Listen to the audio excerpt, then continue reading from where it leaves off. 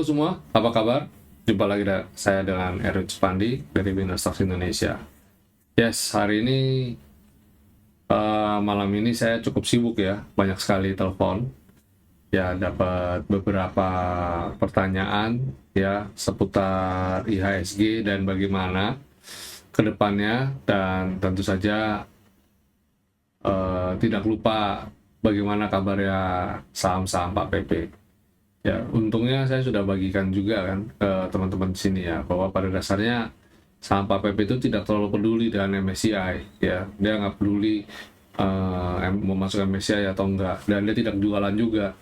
Dia lebih fokus pada bagaimana kinerja perusahaannya dan bagaimana ekspansi perusahaan ke depannya. Dan kalau ekspansi kan butuh dana, dan bagaimana memperoleh pinjaman dan memperoleh pendanaan, dan tentu saja ke depannya bagaimana pendanaan ini bisa efektif digunakan. Fokus ke situ. Jadi MSCI hanya jadi vehicle aja untuk menandakan kalau perusahaannya banyak diminati, ya banyak yang invest, dan valuasi perusahaannya bahkan berani dibayar lebih mahal dari nilai sesungguhnya. Jadi seperti stepping stone aja, tapi tidak jadi goalnya. Mau naik ketika MSCI pun nggak apa-apa, nggak naik pun nggak apa-apa, gitu ya. Ya mereka lebih kepada kayak tadi, corporate actionnya yang lebih penting. So kalau yang teman-teman saat ini masih ada porto Pak PP dan masih merah, don't worry, sentimen ini akan berlalu kok ya, tidak selamanya kok, dan pada akhirnya akan ada adjustment di market. Kepanikan sudah mereda dan akan mulai bergerak lagi.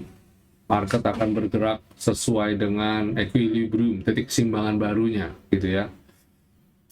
Oke, kita mungkin langsung masuk ke market review aja lebih jelas ya.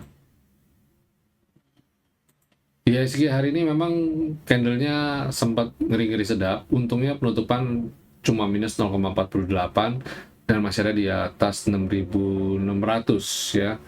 Saya udah deg-degan kalau dia mendekati level support atau tutup di 6.500-an. Ngeri. Tapi transaksi hari ini nggak banyak kok, cuma 8,8 triliun, tapi asing masih net sell 722 miliar. Yes, net sell-nya asing ini lebih banyak ke saham-saham yang sifatnya market cap. Market cap banyak yang jualan. Mereka mungkin pesimis dengan kondisi pemerintahan yang ada saat ini ya, karena BUMN, faktor BUMN dan sebagainya. Jadi mereka masih bertanya-tanya apakah ekonomi Indonesia ke depannya akan bisa di-lead dengan baik oleh orang-orang ini. Besok harusnya market bisa hijau ya. Coba kita cek sektoralnya, IDX Basic. Nah, kalau lihat sektor basic menarik ya, bisa hijau.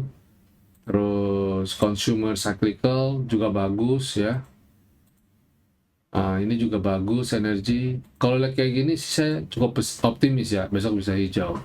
Yang dragging IHSG hari ini tuh apa ya? Coba healthcare bagus banget chartnya. Industri bagus, semua bagus-bagus loh. Infrastruktur bagus ya. Consumer non cyclical yang biasa-biasa saja. Properti keren. Tekno juga oke, good ya. Transportasi, nah ini transportasi jelek, tapi abaikan karena dia valuasinya nggak banyak ya, transaksi yang di sektor ini nggak banyak. So kalau lihat kayak begini hampir bisa dipastikan besok kemungkinan market bisa hijau ya. Kita berharap hari Jumat besok walaupun hari TP, tapi market bisa baik ya, bisa ditutup hijau. Oke, coba kita cek ulasan kita. Kemarin kita ada rekomen di MTech, bagus. Habis itu ada TPI ya. Kalau lihat chartnya sih kayaknya masih bisa naik ya, walaupun dia flip-flop gitu. Tapi malu-malu dia, potensi untuk gap terbuka lebar lah ini. Merem aja. PBNI juga malu-malu ya, hati-hati. TAPG besok harusnya bisa breakout dia kayak nyimpan kekuatan. Nah, yang lucu Telkom tiba-tiba gap down, dia buka di bawah, tapi udah rebound lagi gitu ya. Harusnya ini juga menarik untuk belanja tadi Telkom itu. Terus buat besok apa yang bisa dicermati? Pertama adalah Dewa. Dewa hari ini setelah RUPS PEM terbang naik. Konversi utangnya kayaknya disetujui di RUPS ini. Harusnya bagus. Kemudian ada MDKA, ini juga nerbitin bond, obligasi. Bisa breakout. Ini sebentar trading pendek dulu aja ya. Breakout of box. Cakep nih. S Hardware breakout menarik ya, yang kayak gini-gini rasanya cakep ya. Antam, nah, ini sentimen emas harusnya jadi katalis yang bagus. MDK udah naik, Antam next. Habis itu harusnya BRMS, tapi BRMS ini karena ada isu lingkungan atau apa gitu, harusnya juga waktunya juga rebound. Ini juga cakep. Last but not least yaitu PANI ya. Ini rebound dari support di bawah. Test water aja atau pakai uang dikit dulu aja ya, karena kita nggak tahu kedepannya bagaimana, tapi overall sih sebenarnya masih oke. Oke, itu aja kali ya, tidak banyak, tidak panjang lebar.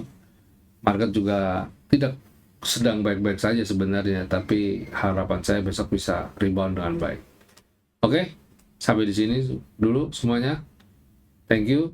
Stay safe, stay healthy, and God bless you all. Happy cuan tentu saja.